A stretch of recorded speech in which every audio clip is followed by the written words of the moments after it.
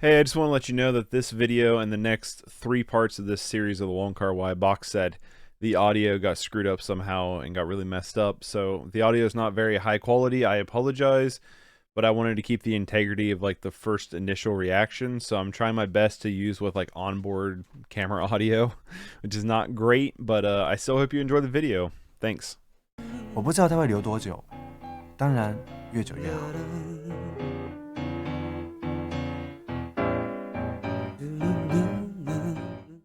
So we just finished Fallen Angels in the Wong Kar-Wai box set, and what did you think?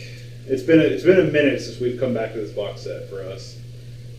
Well, I mean, I personally really liked it. As we were watching it, though, I started picking up that I was like, this feels a lot like the previous movie.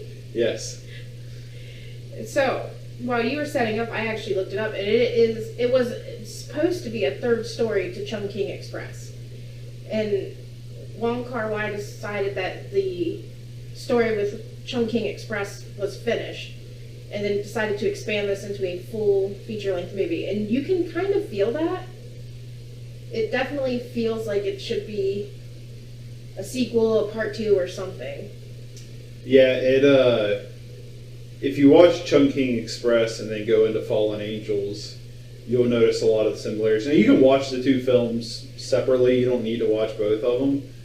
But there is a ton of correlations between the two. And it even kind of boils down to even the story has a lot of the same plot beats, a lot of the same structure as Chungking Express. But this movie is way more hyper stylized when it comes to visuals. There's a lot of stylization that a lot of his films have had, but this one had. You're probably not going to be as familiar with Terrence Malick's newer stuff. I'm not that familiar I'm not with familiar with any of his stuff. I pretty much have only seen a couple of his movies, but they kind of like. There's a lot of visual similarities from what I've seen of his Terrence Malick's, where it's a lot. This movie is a lot of it's a wide frame. A lot of it's on a steady cam, so there's a lot of handheld like movements and everything like that. That kind of has like a more of a kind of creates this more kind of like in a weird sense of poetic nature to its visual aesthetic, and it's just hyper saturated with that neon soaked boosted saturation look that a lot of Wong Kar-Wai's has had up to this point, and I loved it. I mean, I don't think I liked it as much as Chungking Express, but it would be like just a niche underneath where it's like Chungking. What am I over talking? No, I like this one better than Chungking Oh, Express. you did? Yeah. Okay. For me, I like the characters and story of Chungking Express more, but I like the hyper stylized look. I guess I like the style of this movie more, but I like the story of Chungking Express more. I did like the stories of Chungking Express more, but what I liked about this is that it did what I wish Chungking Express did. It actually focused and finished and told a full story. Whereas Chungking Express, I feel like you didn't get enough time with the characters, you didn't get enough time with the story. I kind of left feeling like it was half told. Yeah, with Chungking Express, you get those, like, you have basically two films put together that's tied around a certain, like, area. Where this one, you have two stories that are constantly interweaving that eventually tie in toward the end. It's a very soft tie-in. It's not like a real hard tie-in. It's a pretty soft tie-in. Yeah, I kind of feel like the tie-in was basically just like, look, our worlds intertwine, and that was about it. Yeah, it kind of plays into that Chungking Express idea of like, it's a large world, but it's kind of small in the same aspect. But the story there is like, I guess if you're like, I can see where you're coming from, where it's like it feels more of a complete story because it's not like, well, half of a movie is one story and the other half's another story. This is a continuing motion of two stories that eventually connect. So I get that. I like the characters, and I like the characters' interactions more in Chungking Express than I did here. I liked the characters in Chungking Express more. Don't get me wrong. What was his name? Hee Zulu from Fallen Angels. I liked his character more than I liked any of the characters from Chungking Express. But as an overall, Yeah, you were chuckling a lot at him. I have a soft spot for him. I don't know. I think it's because it's the first time you actually see somebody in one of let me try that again. Wong Kar-Wai's. My brain forgot how to say his name. You see someone in his movie have a genuine connection with somebody else. And he had that with his dad. And it was, no strings. Nobody was getting anything from it other than just basic family and love. Yeah, it's a pretty basic, connection because a lot of the connections in Wong Kar-Wai's stories so far have been pretty, dramatized, I guess. Well, it's always someone's using someone for power or someone's using someone for something. Whereas this was just a genuine connection. And you don't see that too often. So it's I kind of have a soft spot because you get to see someone just love someone with no conditions. Unconditionally, yeah. Yeah, I get that. The one thing I liked about this one was, Chungking Express doesn't have a whole lot of action and it's more of a human story, but when you go back looking at his past films with the action and stuff, especially if you look at As Tears Go By? I'm trying to remember the full title of that one.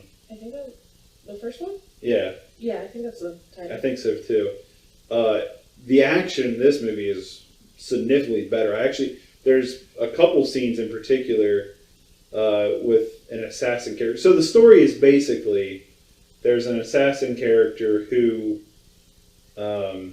who's lazy is his point, and he wants people to make decisions for him, and then he finally makes his own decision. Not to go too far into spoilers, but you have that assassin character who's kind of going about his life and this relationships he's kind of bouncing between, and then the other stories you have this mute who hasn't spoken since he was 6 because he ate some bad pineapples.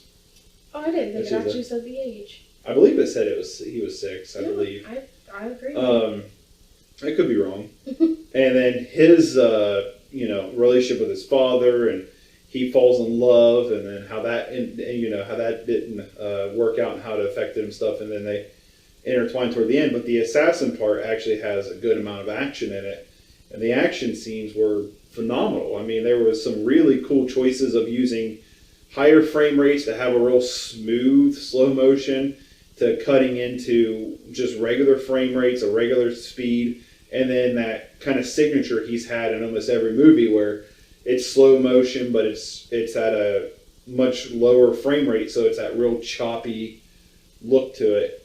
And it just made for some really frenetic action scenes I really liked. Something I noticed, and I don't know if maybe I was just paying too much attention at one point and not enough at a different point, but was he going from Steadicam or tripod to hand cam during those action sequence? Because it feels like there was a lot more movement in those scenes. The camera itself was moving a lot. So I think most of the movie was shot on a Steadicam, which is how they had some of those really nice moving motions and stuff. But I kind of wonder. I kind of do think that in some of those action scenes he went more handheld, which added that more shakiness to it. It added a lot of chaos. Yeah, and I think that's what he did. Like I said, it looks awesome. Some of these action scenes are outstanding. I mean, they really are. A lot of things on a visual side of this movie are outstanding. I love too a lot of the use of music in this movie. Yeah, the music was a lot different. Well,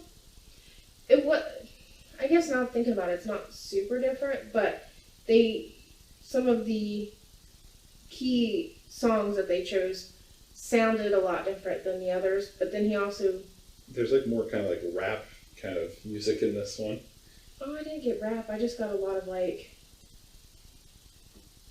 heavy bass instrumentals. Yeah. I'm pretty sure there was that one kind of softer rap, not gangster rap. I don't remember it. I liked it though. I thought a lot of it totally fit with what was going on, and it was kind of a different change of pace. It wasn't California Dreamin'. Yeah, this is one though. I feel like I don't actually have a lot to say. It's just a really good movie overall. It is a very nice companion piece to Chungking Express, but you don't have to watch Chungking to get, Other than just like a few call outs, you really wouldn't get much more between watching them together. But it definitely flows really well together. Yeah, because like I said, there's a lot of the parallels with how the stories are presented and what the stories are about, and a lot of the messages of the story of kind of that love and relationships and that kind of big world, small world kind of aspect. This one, Chungking Express, the one thing I really liked about it was it didn't feel very like dramatized. Like, there's like, I don't think there was like gangsters and assassins and stuff like that in that one, where this one feels a little bit more dramatized, but it's fun. Like it's like that whole assassin angle of the stories presents a lot of really fun and chaotic moments. I don't know. This is one. It's a really good movie all around. I mean, there's not much like bad to say about it. It just does a lot of things really well. Great. Like I said, I like this one quite a bit. I would probably say this has been my favorite so far. I think I gotta, like I said, I think it's a little under Chungking for me. Like Chungking, I gave a 9 to, and I think this one I'm setting like an 8.5, which I know you don't do halves. But to me, I'm like at an 8.5 with this one. So far on the bracket list, it would go Chungking, Fallen Angels, and then As Tears Go By, and then Days of Being Wild. Mine would be the exact same. Flip the top two. Flip the top two. And I would probably give this one a 9. I can't remember what I gave Chungking Express. Can't remember either. I feel like an 8, maybe a 9, but I would give this. I know we were close on Chungking. Yeah. We've been close on pretty much all of them so far, I feel like. But yeah, what flavor? Toxic Waste? Mystery. The mystery. All right. God, they don't want you to eat the mystery one. I can't. It's stuck in there. All right, I got it. Hold on. Mine looks like watermelon. Mine looks dark. It just looks like watermelon to me. Oh. No, that's gross. What is that flavor? Disgusting. Oh, God. This was a lot more sour, too. Is it grapefruit? Is it? I don't like this one. I don't like this one at all. This one's bad. This It one's doesn't real go bad. away. No. Like the candy. Oh, God. The candy itself is so acidic. Mm-hmm. I just picked a point on the wall and started staring. Oh, God. That's awful. Don't forget about the toxic waste ooze inside it. I haven't got to that point yet. But what is this flavor? I think you're right. I think it's like grapefruit. Or it's like a fruit punch. I don't think it's fruit punch. It's not good. That's what flavor it is.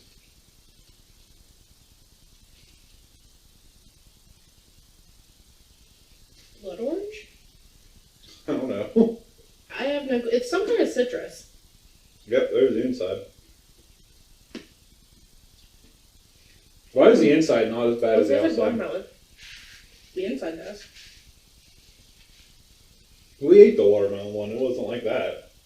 No, but the inside had a brief watermelon flavor for me. I don't have my phone on me to be like, what is the flavor? I don't remember where. Oh, here's my phone.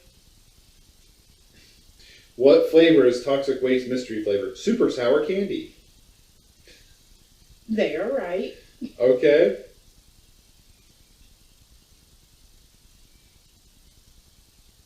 Yeah, I don't know. You know these are considered the most toxic candies in the world? Not toxic, sour. What flavor is the mystery flavor? It's a carrot or something. I don't think anyone's figured it out yet. It's gross. That's what the mystery flavor is. So up next, are we still looking for the mystery flavor? No, we can do that later. It's gross. That's the mystery to it. Mystery solved. I think it's blood orange. I don't know. You said grapefruit, and that's all I tasted from there on out was grapefruit. Oh, And I hate grapefruit. I was gonna say, in our defense, we don't like grapefruit, Yeah. so we could just instantly gone there. Yeah, and so I hate grapefruit. So, but up next is, what was the next one? When we were young. I think it's a song. Oh, that is a song. What was the next one? Happy Together. When we were happy together. Hold on a second. We looked this up before. Yeah, we're not professional about this. Just so you know, on the discs, there was an issue with this disc as well. So as we're going, like Criterion already sent me replacement discs, but as we're going through, I'm just curious to see what discs had issues. Happy together? Yeah, Happy Together, I believe. Gosh. Almost hit the... I believe it's Happy Together. But we're going through watching the original discs that came in the set without watching the new ones they sent to see which ones are good or not. And this one did have a slight hiccup. It really didn't skip very much forward. It was only that one little spot. So not that big of an issue, but worth noting, I suppose. But yeah, Happy Together. Bye. Leaving, technically. I'm leaving. You're not going to be the rest of the video? Oh. Maybe. Happy Together.